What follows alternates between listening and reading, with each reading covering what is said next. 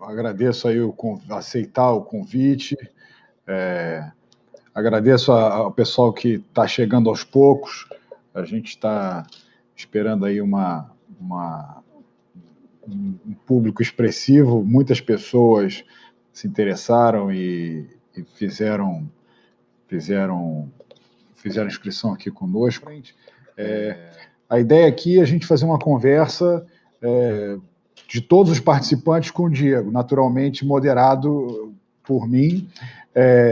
Quem quiser fazer qualquer pergunta pode usar de duas maneiras. Pode fazer livremente aqui no chat a pergunta, escreve aqui que eu vou acabar lendo e coloco aqui para o Diego, ou se quiser fazer a pergunta com áudio, vídeo, é só clicar na mãozinha que tem aí logo embaixo do chat, pedindo para falar, e a gente vai aqui franquear a palavra para quem tiver qualquer interesse de falar.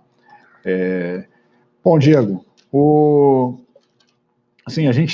assunto aqui é a recuperação em V, que a gente tem.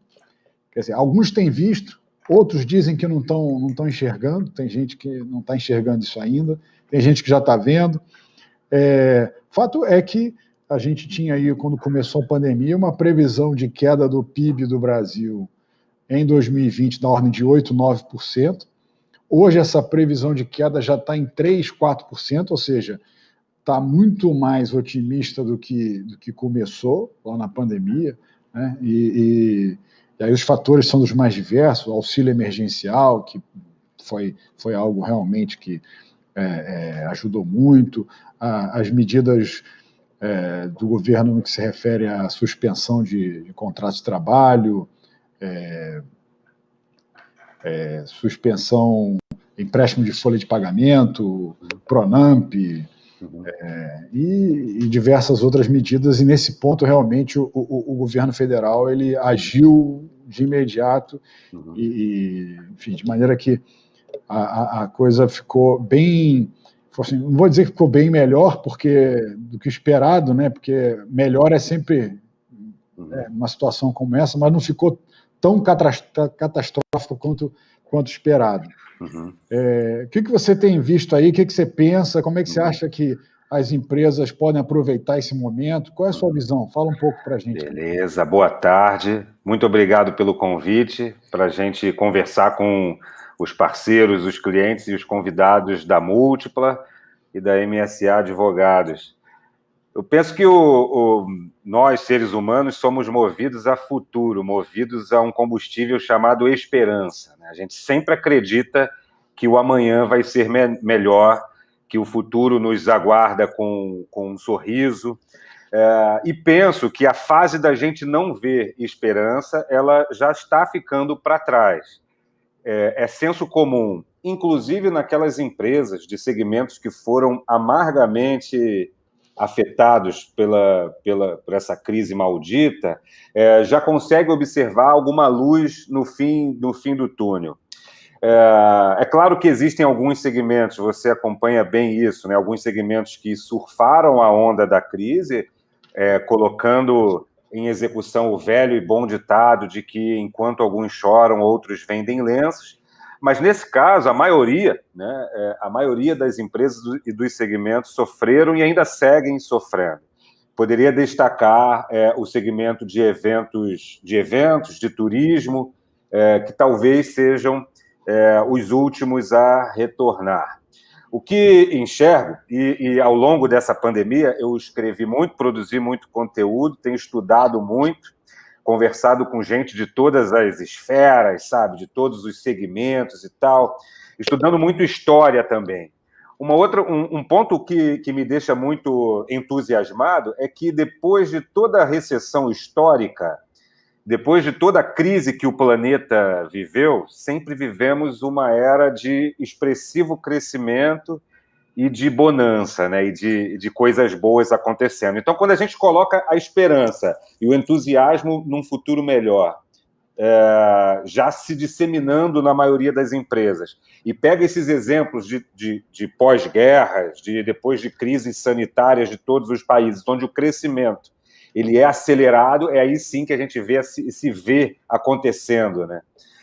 Esse vê, e espero e creio, estou trabalhando e torcendo para isso, para que seja uma retomada acelerada e não uma retomada lenta. Eu hoje, vendo os noticiários, a parte, deixando de lado a história da discussão de vacina, não vacina, vacina chinesa, vacina russa, que é o que está nos noticiários, nas notícias de hoje, também estamos vendo explodindo, com algum atraso, se comparado a outros países, o tema do 5G. E é isso que vai trazer a grande e mais estrutural transformação da nossa sociedade, né? Então, uma saída da crise mundial, uma retomada da esperança, e o 5G, quando chegar, vai transformar todo mundo. Você acha isso também? Acho.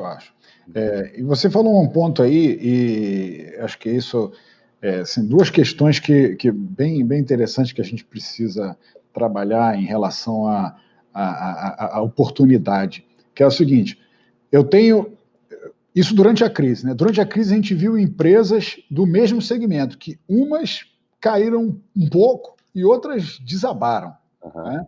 E agora, nesse momento de retomada, a gente também enxerga isso. Empresas do mesmo segmento, enquanto umas estão se recuperando de maneira muito forte, outras estão ainda claudicantes, subindo o seu movimento muito aos poucos, né? Então, uma primeira pergunta que se coloca aí é a seguinte: o que está diferenciando uma da outra, né? O que esse cara que está subindo, ou que não caiu tanto na pandemia, ele fez que o outro não conseguiu fazer, né? Ele inovou, ele foi buscar um outro mercado, ele foi buscar um outro canal de vendas, ele mudou o jeito dele trabalhar. O que esse cara fez que o outro não fez? Esse é um ponto, né? E o outro ponto é o seguinte: e esses setores que aparentemente não tem jeito, né? Como você falou, o setor de eventos. O que esse cara faz? O que ele pode fazer? Senta e espera uma vacina? Tem alguma coisa que ele consiga fazer? Alguma coisa dentro do core business dele? Naturalmente, não adianta você chegar para o cara e falar: olha, não, você é um exibidor de cinemas, já que você não consegue fazer cinema, você não consegue fazer nada, faz o seguinte: fecha isso aí e vai vender quentinha na praia, porque tem um monte de gente na praia agora já, né? Ou vai abrir um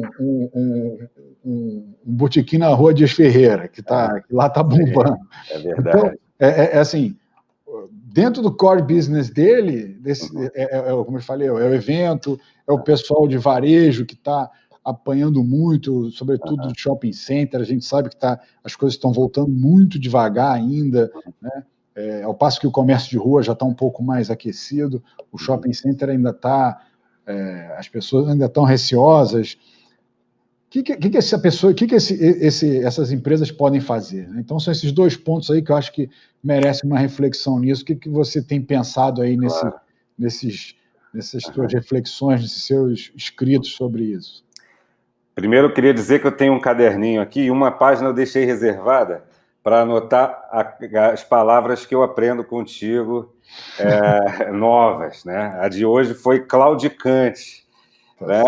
Essa é nova aqui para o meu repertório, já anotei, já fui no dicionário, já vi o que é indeciso, incerto, né? Hesitante. Eu penso que, num primeiro momento, na sua primeira pergunta, o que uns estão fazendo que está funcionando e outros não. Há muita gente estilhaçada, sabe, com o aborto que foi para a economia essa pandemia, né? Muitos sonhos interrompidos, a crença num 2020 maravilhoso. Estava todo mundo esperando um ano simplesmente extraordinário e todo o planeta foi afetado por isso. Se a gente for observar a história, a resposta está sempre em 3 ou 4 palavras: a habilidade comercial, a inovação, a liderança e a agilidade para colocar tudo isso em prática. Então, quem está chegando na frente é quem tem as habilidades comerciais, habilidade de venda, argumento de venda, sacadas de vendas mais apurada que os outros. o que inova, né? O que consegue inovar, consegue explodir, ultrapassar o seu campo de visão, né? A sua zona de visão, consegue experimentar métodos novos, formas novas, caminhos novos. Quem está chegando na frente também é quem tem uma liderança, uma capacidade de liderança mais refinada do que outros, né? A ponto de conduzir um time, um negócio, no meio de todo esse caos que ainda vivemos, né? E ser ágil para isso tudo. Então, repare que não é, na minha visão, não é uma coisa nova, não é um comportamento novo, não é uma técnica nova, mas sim a técnica e o comportamento que nós conhecemos desde sempre, desde a pré-história, que é vender, que é inovar, é liderar e é ter agilidade para chegar na frente dos demais. Os que demoram a chegar no número, a voltar, na minha visão, estão sofrendo com os estilhaços dessa bomba, que caiu em cheio na cabeça dele. Por outro lado, existem segmentos que conseguiram, empresas que conseguiram enxergar novos caminhos, novas alternativas dentro do que já existia. Num momento desse, né, não pode ter medo de inovar, de experimentar, né, não pode ter medo de pensar em colocar em prática algo que, às vezes, a gente já tem a percepção de que não vai funcionar, mas tem que experimentar, tem que colocar em prática, tem que fazer isso. Uma participante está falando justamente isso, né? O planeta não foi impactado e está sofrendo com impacto. Sim. E essa é a dura realidade que a gente vive. Eu atendo um dos meus clientes de consultoria, ele está se preparando e se planeja para só ter uma volta à normalidade em janeiro de 2022. Essa é a visão dele, principalmente com os boatos e as teses sobre vacina. Uhum. Então, ele está se preparando para um mal maior, que é a tal da segunda onda, um novo lockdown, mais gente morrendo, mais gente com sequelas, né, geradas por conta da pandemia. Hoje já foi noticiado que... Aí vem as fake news, né, da nossa imprensa, que às vezes parece não contribuir. Aí já está noticiado que um experimento da vacina matou um brasileiro do Rio de Janeiro e tal. Enfim, a gente vai ter que se virar com essa realidade. Algo que eu tenho dito desde o início, e que muita gente fala também, se preparar para o mal maior, né? Se preparar para um momento mais difícil vai fazer a gente chegar mais à frente, ou chegar um pouco melhor, sobreviver, né, ao longo dessa jornada. Então, a primeira questão que você comentou sobre o que as empresas estão fazendo diferente é inovar, é vender, é ter liderança, e é ser ágil nisso tudo. Tá. Na minha percepção é essa, sabe? Tem muita gente aproveitando o momento para se preparar, tá dando aquela recuada para arrumar casa, arrumar sistema, arrumar processo, preparar as pessoas. Agora, é claro que quem não tem caixa, quem tem dificuldade orçamentária, sofre ainda mais. É os tais estilhaços que eu me referi, né? Sim. Como é que eu vou pensar em inovar se meu fluxo de caixa está negativo, se eu estou devendo a banco, se eu não tenho receita para bancar as despesas? É realmente uma situação complexa e espero que nós não passemos por outra dessa, né? Vivos, né? Que o mundo vai passar por outras, vai. Não tenho dúvida. E a questão das empresas que estão, enfim, estão em segmentos, elas estão são atuantes em segmentos que realmente, no momento, ainda não conseguem aproveitar essa retomada, ainda que tímida, que a gente vem observando aí. O que você imagina aí para essa turma de conselho? Buscar um caminho alternativo, né? Que certamente existe mesmo com gente muito afetada.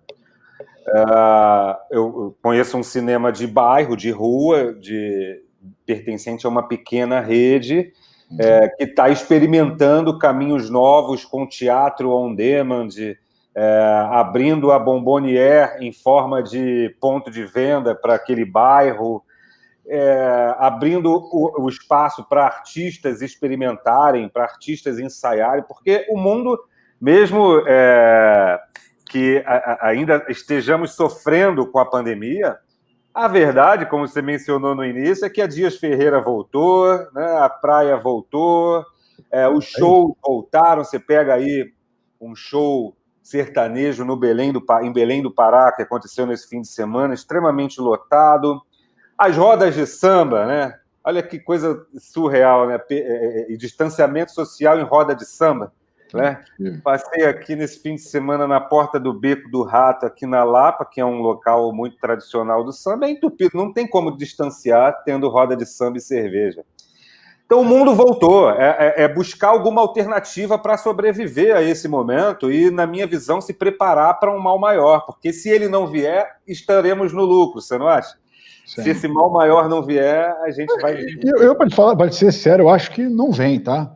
Uhum. As pessoas falam em segunda onda, mas não vai dar nem tempo de segunda onda. A vacina a gente já está às portas da vacina, então uhum.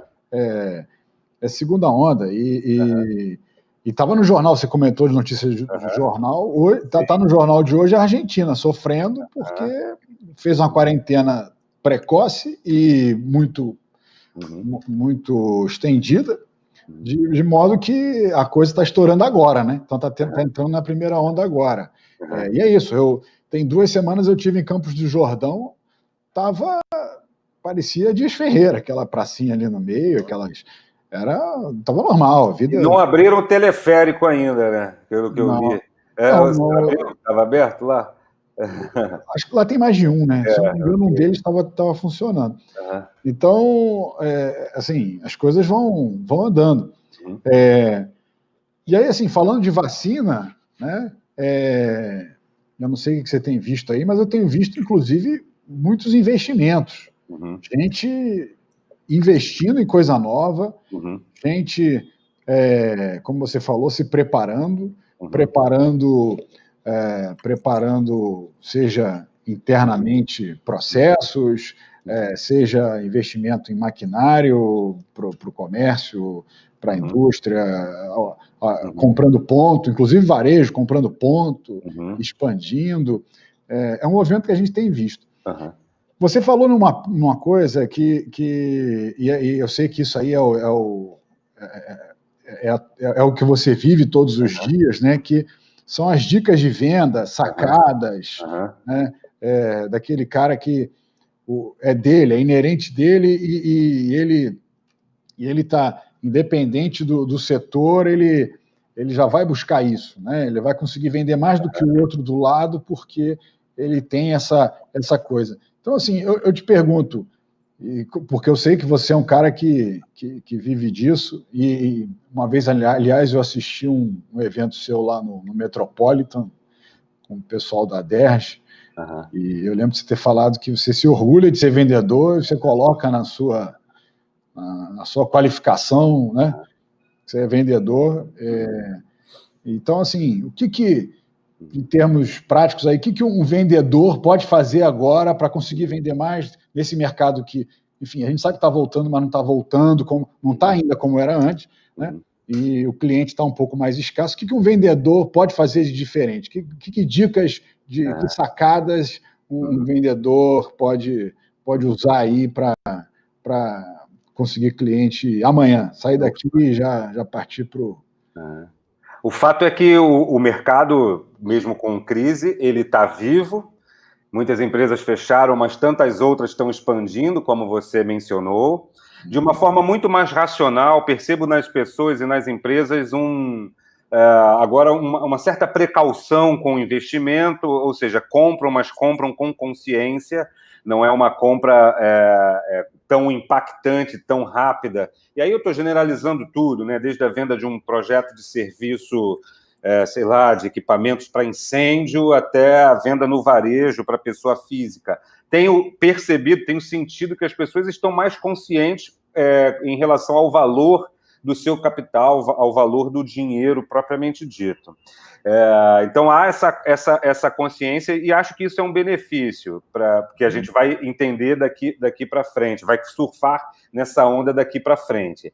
Para vender mais, é a velha história, né? Tem que falar com mais pessoas, abordar mais pessoas, encontrar mais pessoas com potencial de compra para o meu produto, com potencial de compra para o meu serviço. Então, de largada, o que se precisa fazer é falar com mais pessoas com potencial de compra, isso para todo mundo, seja para um vendedor, seja para um empresário, para um gerente que está vendo a gente aqui agora, ou que vai ver depois, caso esse conteúdo fique disponível para os clientes da Múltipla a posteriori. É falar com mais gente, é buscar gente nova. É claro que existe técnica, e como bom vendedor, fazendo o alto jabá, né? Lancei um curso online chamado Prospecção de Clientes, que detalha exatamente as técnicas que eu uso, que eu ensino nos cursos presenciais, de como prospectar clientes. Esse curso está disponível no meu site, que é o diegomaia.com.br. E muita gente está preocupada justamente com isso, né? Como que eu prospecto, como que eu falo. E aí que entra a tal da preparação da retaguarda que eu tenho visto muita gente fazer. Vamos aprender agora, vamos estudar agora, vamos criar um processo de prospecção agora, para quando chegar o dia do desembarque, e torço todos os dias, né, rezo todos os dias para que esse desembarque seja logo e seja numa estação bonita, quando chegar o dia do desembarque, que estejamos com uma equipe mais preparada, com gente mais qualificada, e o empresário, o gestor, o profissional mesmo mais preparado para enfrentar esses desafios que virão, né?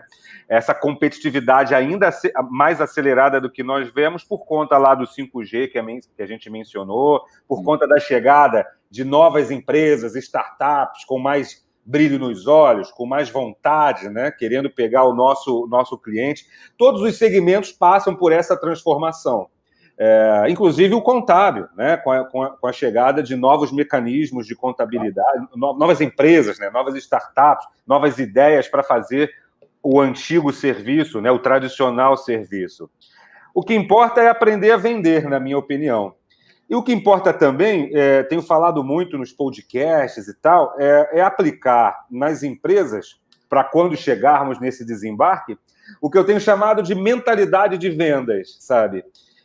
Eu penso que vai sobreviver exclusivamente a empresa que tiver essa mentalidade disseminada do servente ao presidente. Boa. Tem falado muito disso, sabe? Que a tia da Copa, sabe? A ASG, ainda que terceirizada, ela é importante para auxiliar ou para influenciar a venda.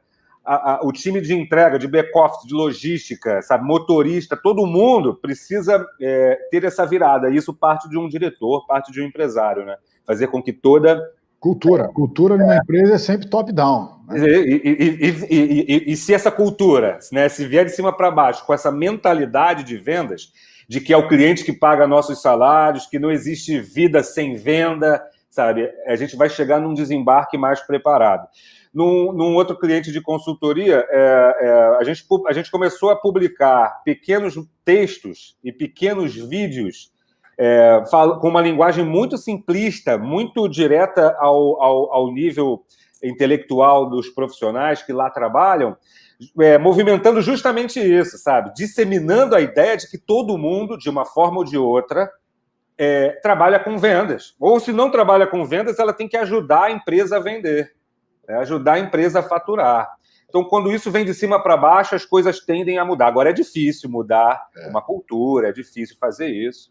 E o melhor momento para fazer é agora, porque depois, quando chegar no desembarque, vai estar um Deus nos acuda, sabe? Um monte de gente querendo dinheiro, querendo fechar negócio, querendo o nosso cliente. É verdade. Você falou de uma coisa que... nas empresas, tudo é um pouco assim, né? Você falou, para vender mais tem que falar com mais gente. Uhum. Né? É algo que parece óbvio, né? Se você quer... Ainda mais que a gente sabe que usando uma linguagem aí familiar ao pessoal do comercial, né?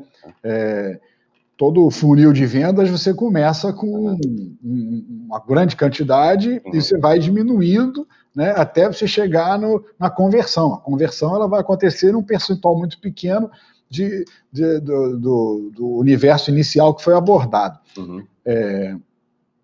Mas, às vezes, as pessoas não se apercebem disso, né? E quando você fala, bom, ok, eu tenho que falar com mais pessoas, o que eu vou fazer para falar com mais pessoas? Né? E aí você começa a pensar no que você vai fazer para falar com mais pessoas. Eu vou vou comprar uma lista na internet, vou mandar um e-mail marketing, eu vou contratar um exército de uma molecada aí para sair distribuindo panfleto no meio da rua. O que eu vou fazer para falar com mais pessoas? Dá umas dicas para a gente desses seus cursos aí, que você, né, de prospecção, que você, que técnicas você costuma passar para a turma aí sobre o que eu preciso fazer para falar com mais gente, o que eu preciso fazer efetivamente, né, para conseguir esse objetivo. Eu nesse programa de prospecção de clientes que eu citei, né, logo de largada, eu tento separar a visão do que é marketing, do que é divulgação, do que é prospecção e atividade comercial. São primos, são coisas que se parecem, e às vezes a gente confunde. Já vi equipes de vendas falando, estou prospectando, quando, na verdade, estava mandando e-mail marketing para uma lista fria, e aí acaba confundindo essas histórias. Então, assim, existem todas as ferramentas de marketing que são possíveis e estão acessíveis hoje, através do Google Ads, do Facebook Ads, que tenta falar com o cliente certo, com o cliente dentro do perfil, mas comunicando, trazendo, divulgando e não prospectando. Prospectar, para mim, é falar exatamente com o cliente que é representado pelo que eu chamo de avatar, ou seja, a gente cria um avatar do meu cliente padrão, e aí eu tenho que descobrir onde que ele está, qual é o nome dele, qual é o contato dele. Então, supomos que eu venda algum serviço para escritórios de contabilidade, né? Eu preciso buscar uma forma de rastrear os escritórios de contabilidade do centro da cidade do Rio de Janeiro, descobrir nas ferramentas que me são gratuitas na internet o nome do responsável, o nome do dono. E preciso criar uma estratégia de e-mail e de ligação para abordar esse cara. Então, pegar uma lista fria e ligar é uma atividade de divulgação, ou, no máximo, uma operação de telemarketing ativo.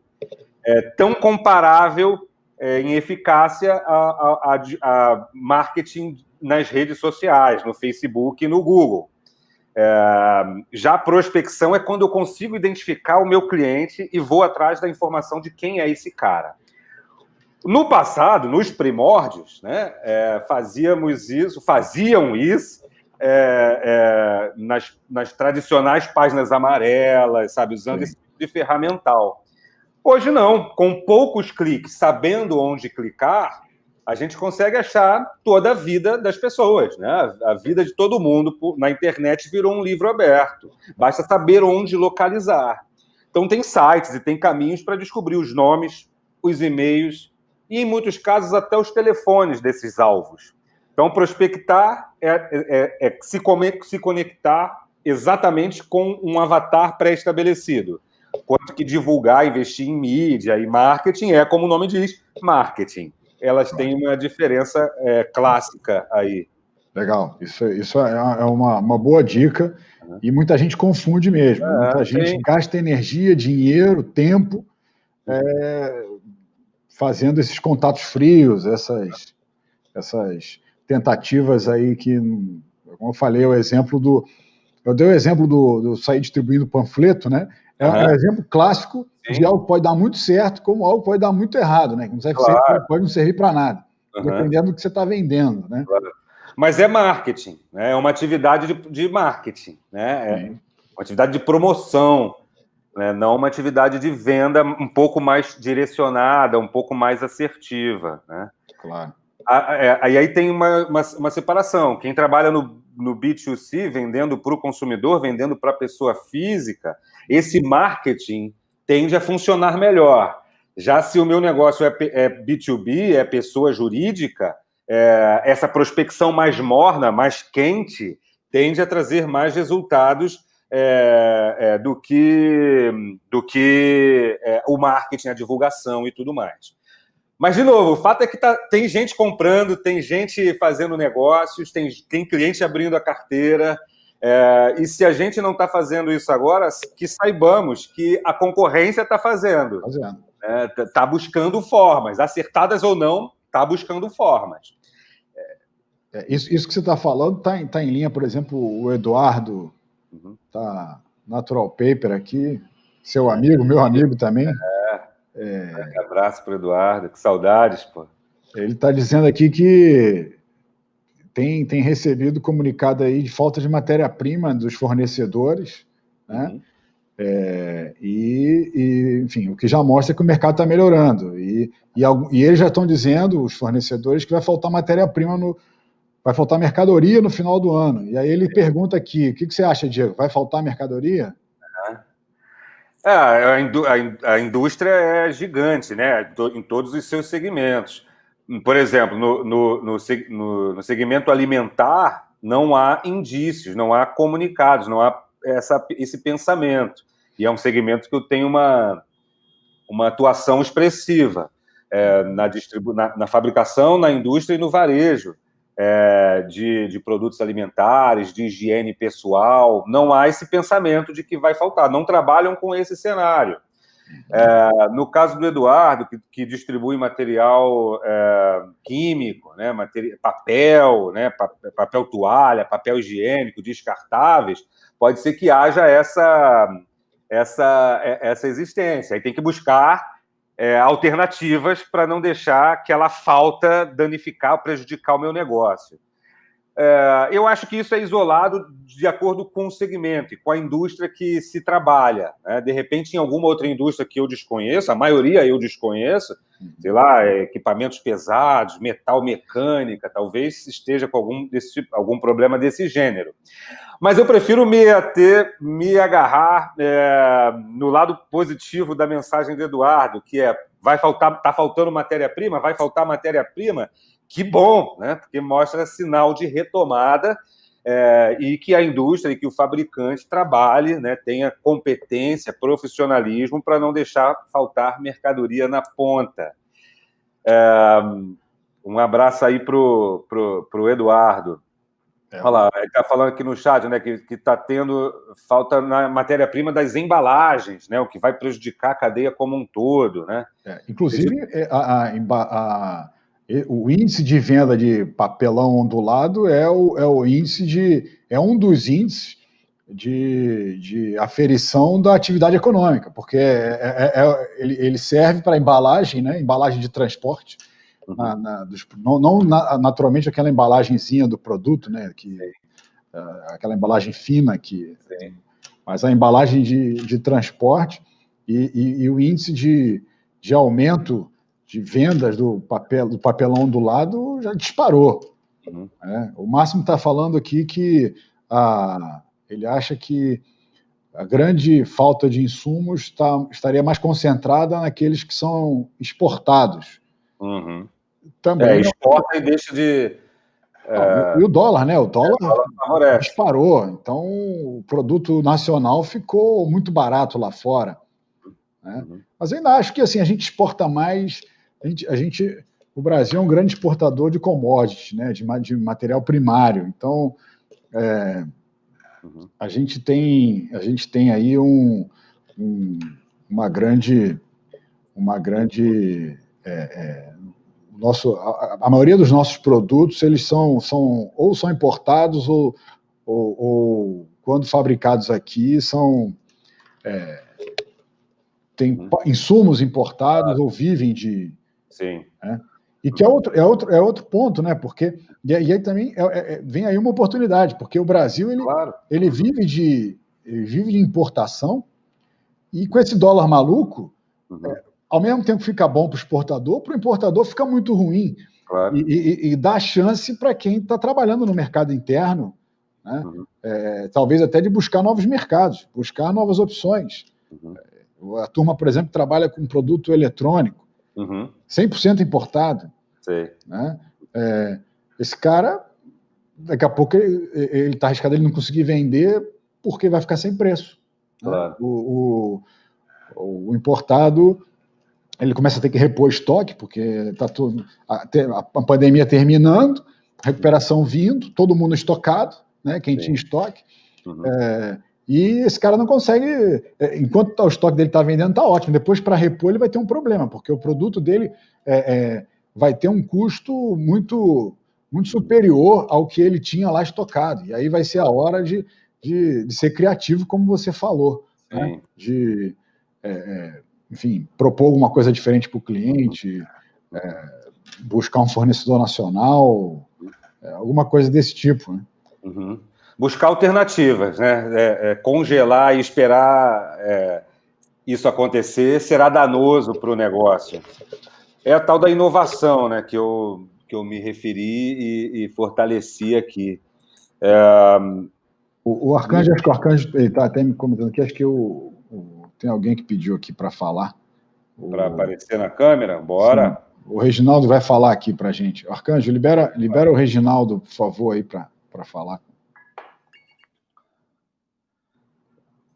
Vamos responder essa pergunta que chega aí enquanto o Reginaldo não entra, né? Sim. Ele entrando, a gente pode colocar ele no ar aí, né? Então, aqui o Márcio pergunta: depois de uma queda forte durante a pandemia, a atividade econômica retorna ou mesmo supera rapidamente o nível imediatamente pré-queda, ou vocês acham que isso ainda vai demandar um tempo mais longo? A minha crença, e é uma futurologia, inspirados no que eu estudei e me mantenho estudando sobre as grandes crises que o mundo e diversos países sofreu e vai continuar sofrendo, é que há uma retomada expressiva, há uma retomada significativa, em especial pelo fato da gente não ter vivenciado uma guerra, né? Se a pauta fosse, né, uma crise gerada por conta de uma devastação e tudo mais, seria diferente, como países europeus e africanos sofrem, e asiáticos sofrem. Agora a gente está falando de uma crise mundial que pegou todo mundo, que deixou todo mundo deficitário, problemático, e a minha expectativa e os movimentos que eu vejo é de que a retomada será acima da média, sabe? Vai ser uma retomada que a gente tem que estar preparado, porque é uma tsunami de oportunidades que eu consigo enxergar. O empresariado está animado, está otimista, o PIB, os números, os indicadores formais, né, e tal, mostram um bom cenário para a gente. Então, eu entendo dessa rápida retomada. Existem setores muito prejudicados que não voltam, empresas, melhor dizendo, que não voltam, mas faz parte, infelizmente, né, da situação asquerosa que nós vivemos. O fato outro dia eu falei isso, e o pessoal achou engraçado. O fato é que a gente está numa espécie de labirintite empresarial, sabe? A gente tenta levantar de manhã, né? E tem aquela... felizmente eu não sofro disso, mas conheço pessoas que sofrem. Tá vivendo essa labirintite, né? Cada burdoada da vida, um cliente que fecha as portas, um cliente importante que deixa de pagar, que cancela o fornecimento, que cancela o contrato. Isso tudo deixa a gente tonto. É fake news daqui, é o presidente falando besteira dali, né? A guerra da saúde, da vacina, vai ter vacina, não vai ter vacina, aprova, não aprova. Uma grande labirintite. Acho que se a gente se mantiver, sabe, concentrado no resultado, concentrado na recuperação, deixando um pouco de lado essas histórias, as coisas vão fluir melhor. O Reginaldo apareceu ou não? Não, eu até mandei uma mensagem aqui para ele. Beleza. O Paulo é que falou aqui que a empresa dele, que a pandemia mostrou que o espaço físico se tornou desnecessário para a empresa dele e acabou trazendo um aumento de produtividade. Essa questão do home office é um outro ponto, né, que também ele gera oportunidades e, por um lado, e por outro, gera impactos negativos em outros negócios que muitas das vezes dependem do funcionamento de terceiros, né? Eu dou exemplo aqui do centro da cidade. Aqui no centro, os restaurantes estão muito vazios. Uhum. Os restaurantes estão muito vazios porque dependiam das pessoas que trabalhavam aqui. E aí o home office dos órgãos públicos acabou fazendo com que, e não só dos órgãos públicos, das próprias empresas privadas também, acabou fazendo com que muitos desses clientes saíssem do... Agora, o sujeito tem que almoçar de qualquer jeito, né? Se ele não vai no restaurante aqui no centro, ou ele vai comprar mais no supermercado, ou vai pedir esse tipo de coisa. Então, e o Ricardo está falando aqui, já o Ricardo da Rio 4, perguntando se o home office será uma nova tendência. Eu vou deixar você responder. Eu, particularmente, eu acho que tem coisas boas e coisas ruins, né? Eu acho que a gente ainda está num período de experimentação. Mas o que você acha aí da questão do home office em termos de oportunidades? Eu penso que algumas empresas vão conseguir se basear principalmente no modelo home office. Acho que o que se ganha com isso sustenta a eventual perda, seja de contato, seja de calor humano, seja de troca.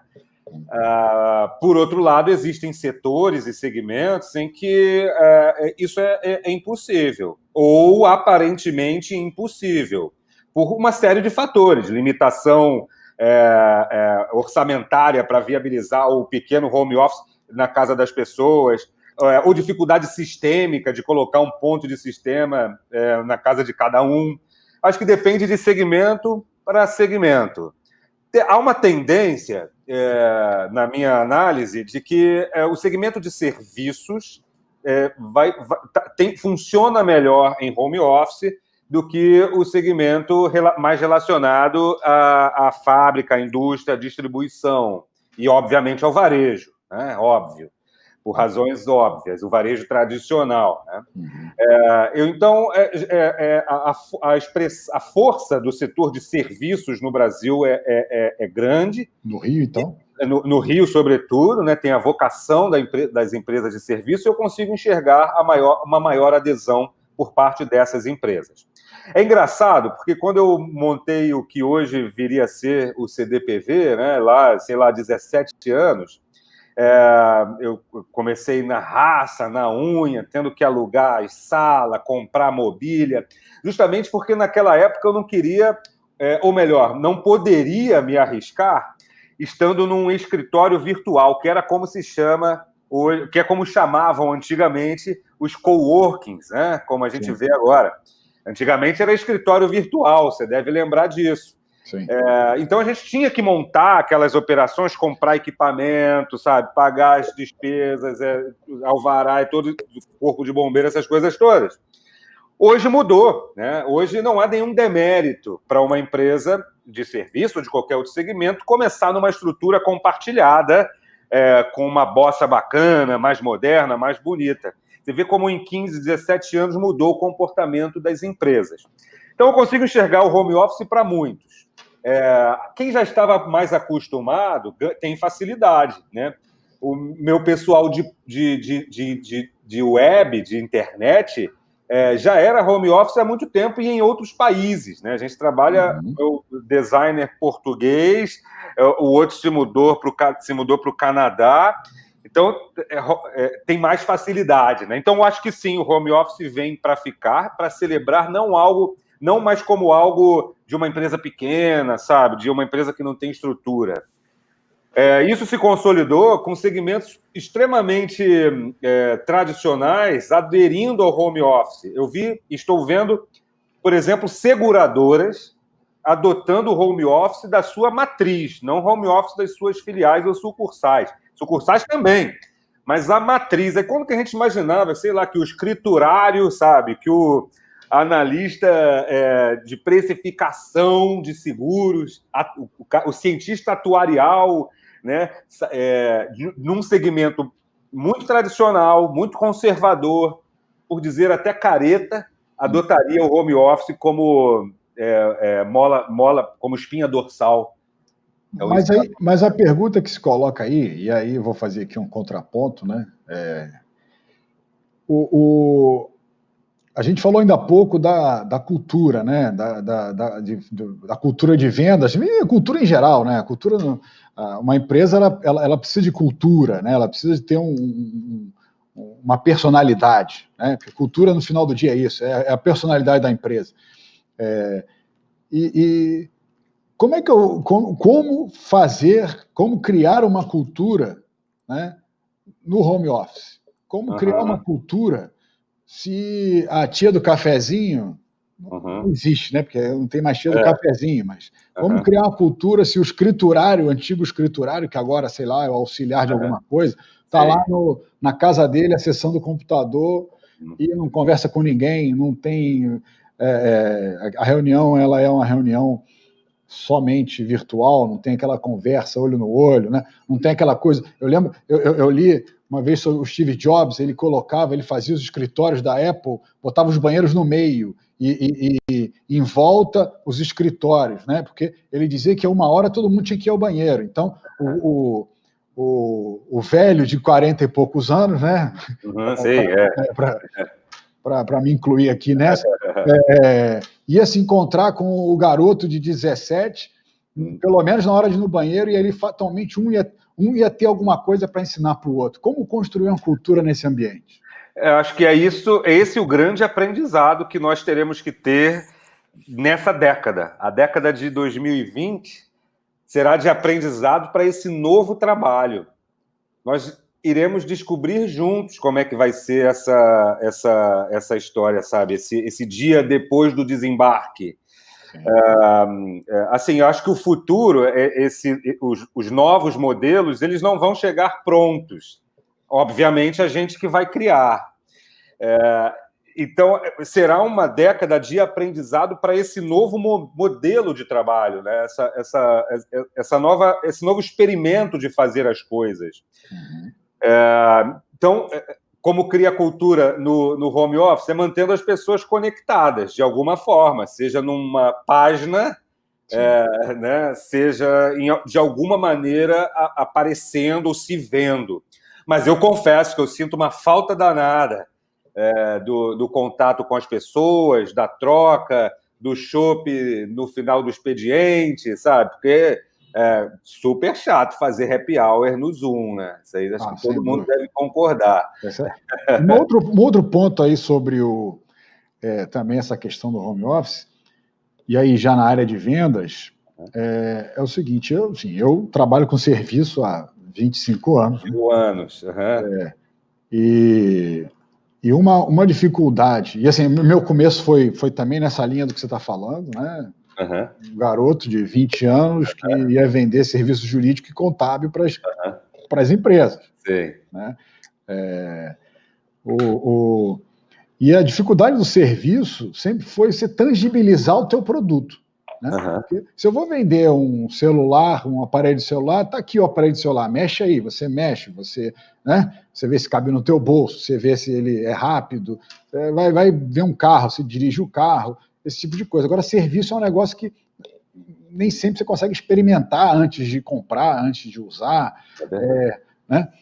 E muitas das vezes, o escritório era uma maneira de você tangibilizar o serviço. É verdade. Você chegava, estava lá o escritório bonito, um quadro na recepção, uma sala de reunião bonita, um monte de gente trabalhando. Então, assim, o cliente olha aquilo e fala, poxa, esses caras não podem ser ruins, né? Porque são desse tamanho, estão atendendo muita gente, eles são bons. Como tangibilizar o serviço em um sistema desse de home office, coworking, etc. Com o resultado. Eu penso que a partir de agora é o resultado acima de tudo, acima do marketing, acima do discurso, acima da oratória, é o que vai mostrar. Aí o desafio está em quem está começando, né? Está começando e não tem resultado, aí está realmente com um grande desafio nas mãos.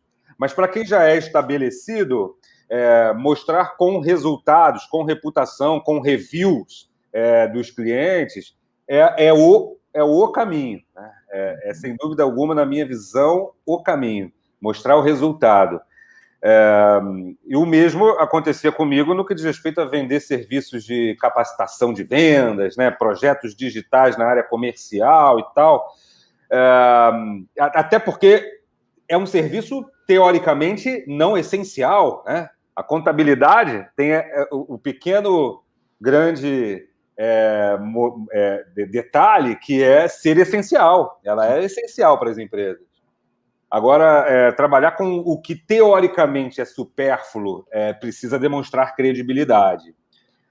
Eu acho que isso tudo está sendo transformado, sabe?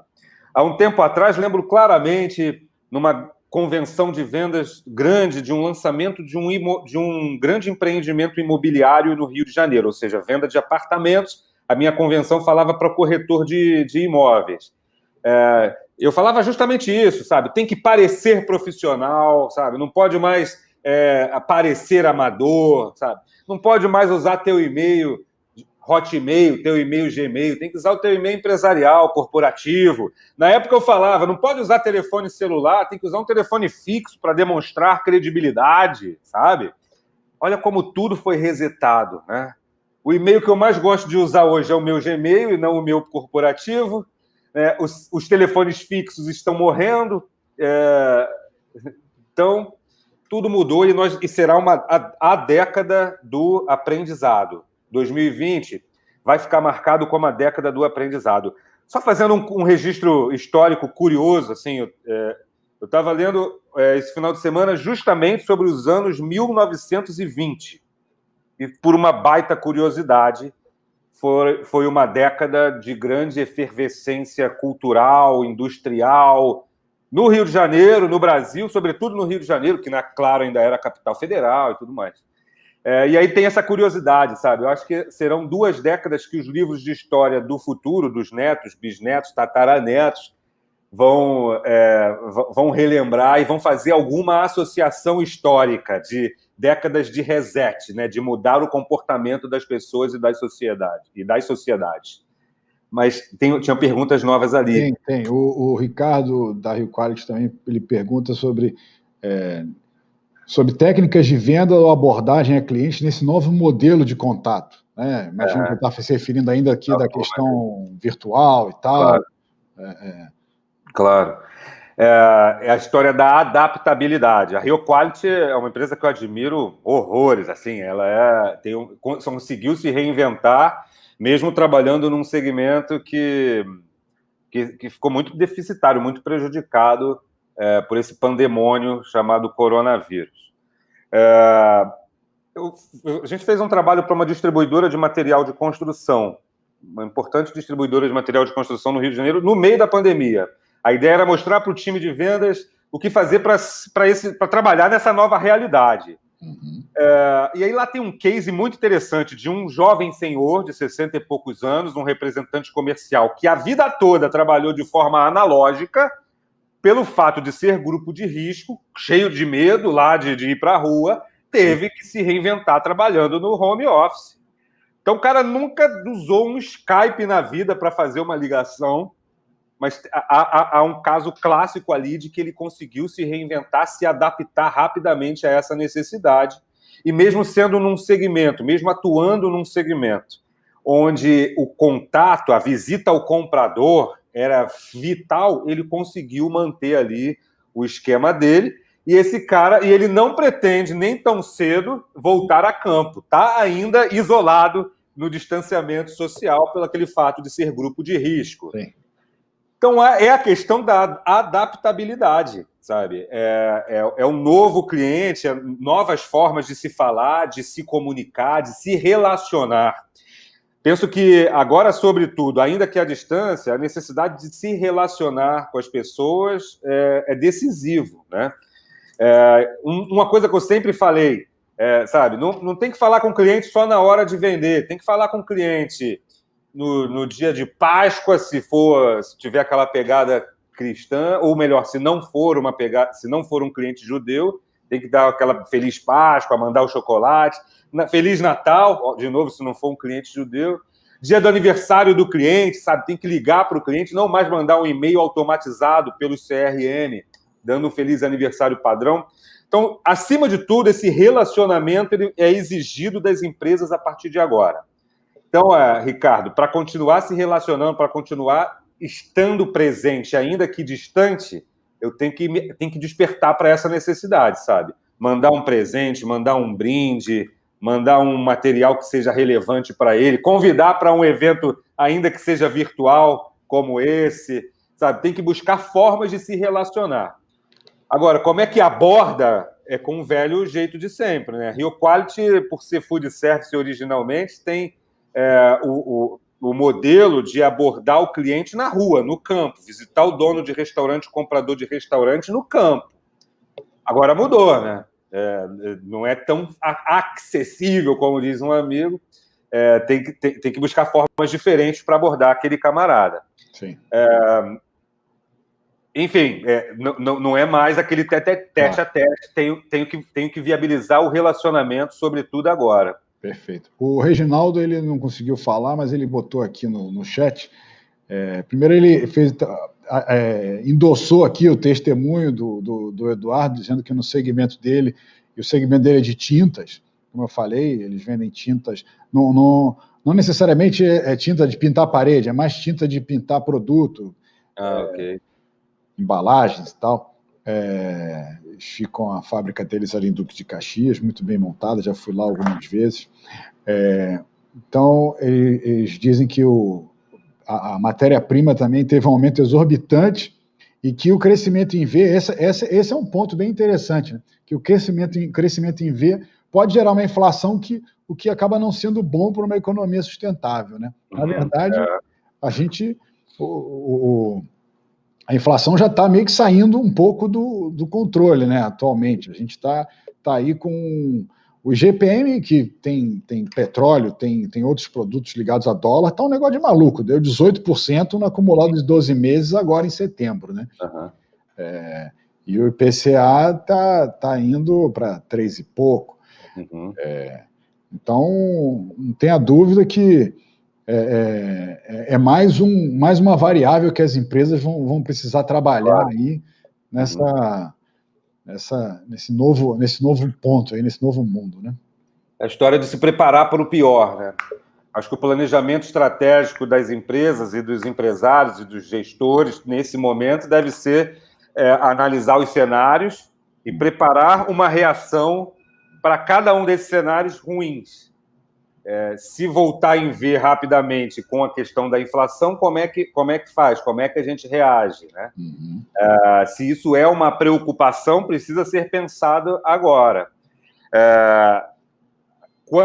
Agora, eu prefiro uma inflação domesticada por um cara como Paulo Guedes, que está lá tomando conta dessa história, do que a lenta, sabe, a agonizante retomada das empresas e da economia brasileira e mundial. É verdade. Então, é uma questão de torcida, né? O mal menor. Né? Exato. Uhum. Agora, é sempre bom lembrar, né, como um cara com viés da motivação, do pensamento positivo, do otimismo, né? Assim, tá ruim pra caramba, a gente passou e ainda está passando por maus bocados. A segunda onda, o que estão chamando de segunda onda lá na Europa, é preocupante. Tem um cliente português com sede em Portugal que está muito apreensivo com o que pode acontecer. Já está revendo os protocolos, as programações de retomada, uma empresa que trabalha indiretamente com turismo. Então, assim, tem que pensar no amanhã e sempre pensar que poderia ser pior. Você citou mais cedo a Argentina, liderada por Alberto Fernandes, né, que teve uma quarentena precipitada e agora atinge o ápice. A Argentina vive um caos econômico que a gente não consegue imaginar aqui, né? É inimaginável a cavalgada de aumento do dólar que eles viveram.